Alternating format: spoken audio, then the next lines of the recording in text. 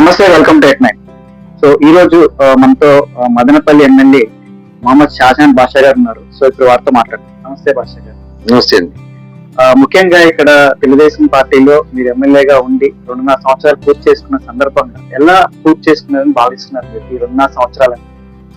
2 సంవత్సరాల్లో 1 నెల పూర్తయింది. ఓకే, చాలా సక్సెస్ఫుల్ గా చేసాం. ఓకే, మనం continues with good concern, good governance, regular public లో ఉన్నాం. పబ్లిక్ సమస్యల పైన పనిచేసాం, డెవలప్మెంట్ తీసుకొచ్చాం, ఇష్యూస్ పైన పనిచేసాం. అదే కాకుండా చాలా అసలు డెవలప్మెంట్ అనేది గత ప్రభుత్వంతో సూచింది. నేను వచ్చిన తర్వాతనే మున్సిపాలిటీ కానీ గ్రామాలు కానీ దాదాపు 100 కోట్ల ఓకే. సో ముఖ్యంగా ఇప్పుడు మీ ఎమ్మెల్యేలు అందరితో ముఖ్యమంత్రి గారు శ్రీ నారా చంద్రబాబు నాయుడు గారితో మీ అందరి రిలేషన్ కానీ సహకారాలు ఎలా అందుతున్నాయి? చాలా బాగున్నాయండి. అట్లేం లేదు. సీఎం గారు చాలా పాజిటివ్ గా ఉంటారు. ఎక్కువగా ఏ సందర్భం కలిస్తే కూడా మాట తీరు అంతా చాలా బాధ్యతగా నిత్యం ప్రజల్లో ఉండాలా, ప్రజా సమస్యల పైన పనిచేయాలా, ఒక మంచి వాతావరణం మీరు క్రియేట్ చేయాలా. మీరు నెలకు దాదాపు 25 రోజులు కాన్స్టిట్యున్సీలో ఉండాలా, కాన్స్టిట్యున్సీ ప్రజల పైన సమస్యల పైన పనిచేయాలా, అభివృద్ధి తీసుకువెళ్ళాలని చెప్పి ఇది దాదాపు చూడండి. ఎన్ఆర్జీఎస్ లో నేను 40 కోట్ల రూపాయలు అభివృద్ధి చేశాను. డిఎంఎఫ్ లో దాదాపు 20 కోట్లు చేశాను. అదే విధంగా పంచాయత్ రాజ్ ఆర్ఎండ్లో దాదాపు అదే ఒక 15 కోట్లు చేశాను. ఇంకా అదనంగా వేరే రోడ్లు, 15 ఫైనాన్స్, జనరల్ ఫండ్స్ ఇవన్నీ లెక్కేస్తే 100 కోట్లు చేశాను. ఓకే. సో ఇప్పుడు మీరు ఈ 2 సంవత్సరాల్లో మీరు చేయాలనుకున్న పనులన్నీ కూడా సఫలం అయ్యాయంటారా? సక్సెస్ఫుల్ గా చేశాను. వాస్తవం చెప్పాలంటే రాష్ట్రం పూర్తిగా ఆర్థికంగా బాగలేదు. ఓకే, రాష్ట్రం వచ్చి ఆర్థికంగా చాలా కష్టాలు ఉన్నాయి. గత ప్రభుత్వంలో 18-20 తేదీ కూడా జీతాలు లేని పరిస్థితిలో ఉన్న ప్రభుత్వం. ఓకే, ఈ రోజు ఒకసారిగా చంద్రబాబు నాయుడు గారు పెద్దలు ముఖ్యమంత్రి అయిన తర్వాత దీనికి సిస్టమ్ ఆఫ్ గవర్నెన్స్ కి ఆర్డర్లు పెట్టారు. దాంట్లో సకాలంలో జీతాలు ఇస్తున్నారు.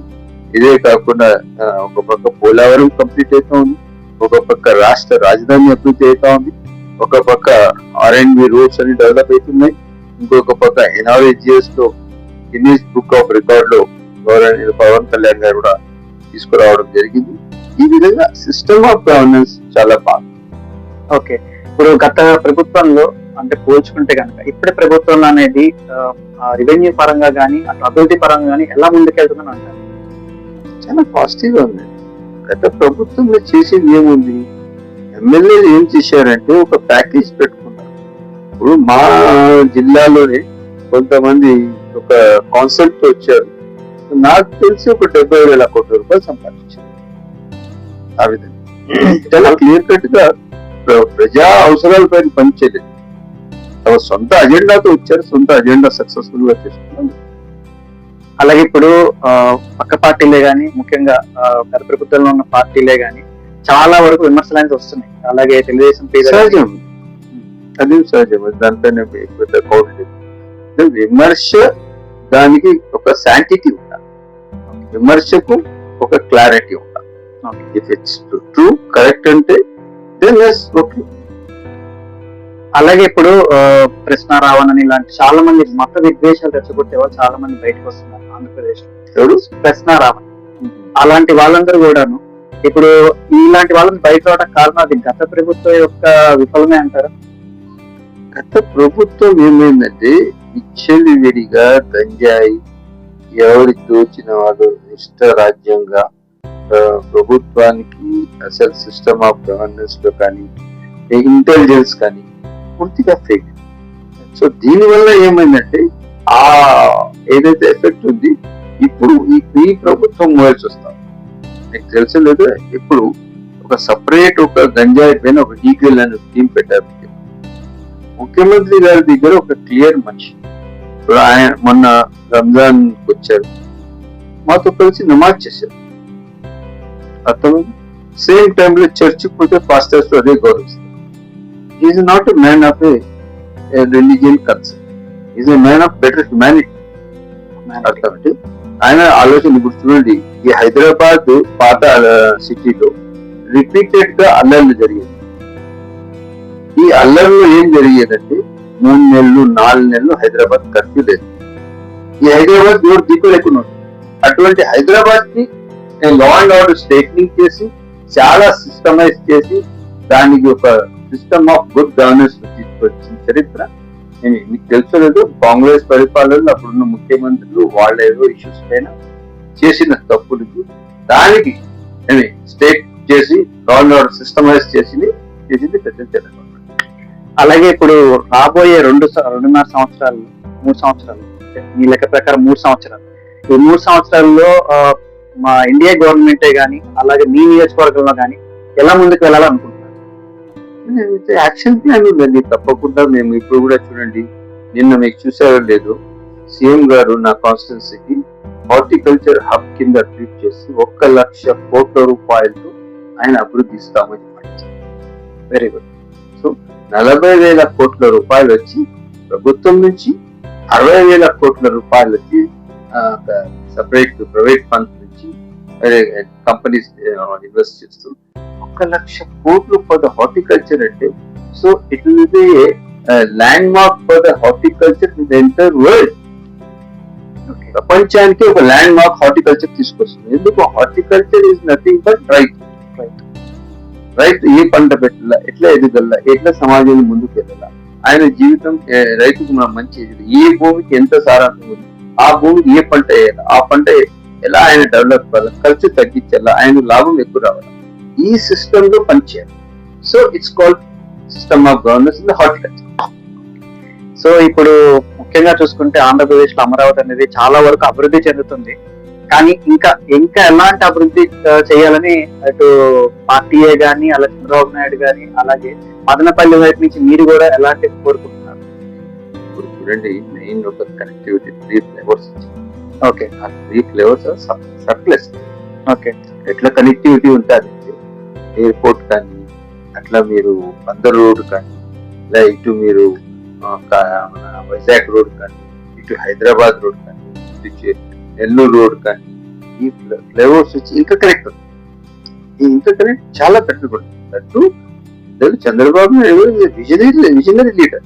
ఆయన అట్లే ఎవరు మాట విన్నాడు, 1కి 4 సార్లు ఆలోచన చేస్తారు, దానికి మళ్ళా ఫిజికల్ గా చూస్తారు, పర్సనల్ గా మళ్ళా 2-3 సార్లు చూస్తారు, పబ్లిక్ ఒపీనియన్ తీసుకుంటారు, తీసుకొని దానికి అప్లై చేస్తారు. అలాగే ఇప్పుడు చంద్రబాబు నాయుడు గారు కూడాను ఒక ఎమ్మెల్యే కనుక అపాయింట్మెంట్ అడిగితే ఒక ఇష్యూ ఉంది మీతో మాట్లాడాలి అని అంటే ఇమీడియట్ గా ఇస్తారా అని బయట దీనికి నిజమే అంటారా? 100%. మేము నేను కలుస్తున్నాను, నిన్ననే మొన్న కుప్పంలో కలిశాను. ఓకే, ఎక్కడ కూడా సీఎం గారు కలవడానికి మాకేం కష్టం లేదు. ఏ మినిట్ లో సీఎం గారు సీఎంఓలో ఉన్నారంటే మేము డైరెక్ట్ వెళ్తానే పిఎస్ గారు ఉన్నారు, కపర్తి గారు, ఆటోమేటిక్ అపాయింట్మెంట్ ఇస్తాం, కలుస్తాం, ఇష్యూస్ ఏమున్నా వివరిస్తాం. చాలా పెద్ద ఇష్యూస్ సార్ట్ అవుట్ చేశాం. మీకు తెలుసు, వైసీపీ గవర్నమెంట్ లో మిస్బా అనే ఒక పాప రిపీటెడ్ గా 10th క్లాస్ లో స్కూల్ ఫస్ట్ వచ్చింది. ఓకే, వేరే ఒక వైసీపీ లీడర్ వాళ్ళ పాప వచ్చి సెకండ్ వచ్చింది. సో ఈ కుడెంట్ డైజెస్ట్. అతను ఏం చేశాడంటే 80% ఈ పాప ఫస్ట్ రాకూడదు అని చెప్పి ఆ పాపకు అవమానం చేసి, ఎంత అవమానం చేశారంటే లాస్ట్ గా పాప ఊరి వేసుకుని చనిపోయింది. సో ఆ పాపకు మళ్ళీ ఎవరు కూడా పట్టించుకోలేదు. మొన్న నేను ముఖ్యమంత్రి గారి తీసుకువెళ్ళి వాళ్ళ తండ్రులకు 5 లక్షల రూపాయలు పుంగూరులో హౌస్ ప్లాట్ ఇచ్చాము. ఇప్పుడు నిన్న నేను గ్రానైట్ కూడా ఇచ్చాను, నేను 1 లక్ష రూపాయలు ఇచ్చాను, మధ్యలో 3 లక్షల డబ్బులు కలెక్ట్ చేసి ఇచ్చాము. అంతా ఈరోజు ఇల్లు కంప్లీట్ అయింది. ఇప్పుడు గ్రానైట్ లై చేస్తున్నారు, కొత్త ఇంటికి వెళ్తారు. ఆ విధంగా ఎక్కడ కూడా కానీ ఇష్యూగానే తీసుకుని కులమతాలతో కాన్ఫ్లిక్ట్, మానవత్వ విలువలు చాటుకుంటూ ముందుకు నడుస్తారు. ఓకే, ముఖ్యంగా చూసుకుంటే మదనపల్లి ప్రజలకు వచ్చే 3 ఏళ్లలో మీరు ఏం చెప్పదలుచుకున్నారు, ఏం చేయాలని చెప్పుకుంటున్నారు? ఒకటే అండి, మదనపల్లిలో కొన్ని మేజర్ సమస్యలు ఉన్నాయి. ఒకటి షిఫ్టింగ్ ఆఫ్ మార్కెట్ యార్డ్, అదే టమాటా ప్రాసెసింగ్ యూనిట్, అదే విధంగా వచ్చి ట్రాఫిక్ సమస్యలు, అదే విధంగా పట్టణ అభివృద్ధి, అదే విధంగా నీటి సమస్య. నేను సపరేట్ ఒక యాక్షన్ ప్లాన్ తీసుకొచ్చాను. తప్పకుండా ఇప్పుడు నిన్న మొన్న కూడా నేను వాటర్ సమస్య పైన చాలా స్పష్టంగా మనం వర్క్ చేయడం జరిగింది. ఇదే కాకుండా ట్రాఫిక్ సమస్య పైన త్వరలో దానికి ముఖ్యమంత్రి గారి దృష్టి తీసుకువెళ్ళి దానికి ఒక సపరేట్ ఆల్టర్నేట్ రోడ్స్ కానీ ఫ్లేవర్స్ కానీ దానికి కావాల్సిన వసతులు కల్పిస్తాం. ఇదే కాకుండా మార్కెట్ యార్డ్ ఒక ముందు ఇప్పుడు ఉండే మార్కెట్ యార్డ్ 17 acres లో ఉంది. మనం 50 acres లో ఒక ల్యాండ్ చూస్తున్నాం. తప్పకుండా 50 acres లో మార్కెట్ పూర్తిగా చూసారు కదా మన మొహమ్మద్ షాజాన్ బాషా గారు ఒక మాటలు. అయితే నాకు తెలిసినంత వరకు ఇప్పటివరకు వారితో మాట్లాడిన అనుభూతి ఏంటంటే, బాషా గారు అనేది ఒక కులానికి, ఒక మతానికి, ఒక నియోజకవర్గానికి మాత్రమే నాయకుడు కాదు, ప్రజానాయకుడు అనేది కూడా ఆయన మాటల్లో అర్థమవుతుంది. అలాగే ఆంధ్ర రాష్ట్రంలో మొత్తానికి ఈ ముస్లిం మైనారిటీలందరూ కూడా ప్రత్యేకించి ఇది నా నియోజకవర్గం, ఇది నా ఒకటి మాత్రమే కాదు, ఆంధ్ర రాష్ట్రంలో ఉన్న అందరి ముస్లిం మైనారిటీలకు నేను అండగా ఉన్నానని కూడా ఆయన చెప్పబోతున్నారు. సో దయచేసి బాషా గారు అనేది చేయబోతున్న మంచి కార్యక్రమం అనేది మనందరం కూడా గుర్తించవలసిందిగా నేను మా ఛానల్ నుంచి కూడా కోరుతున్నాను. నమస్తే అండి బాషా గారు. నమస్తే.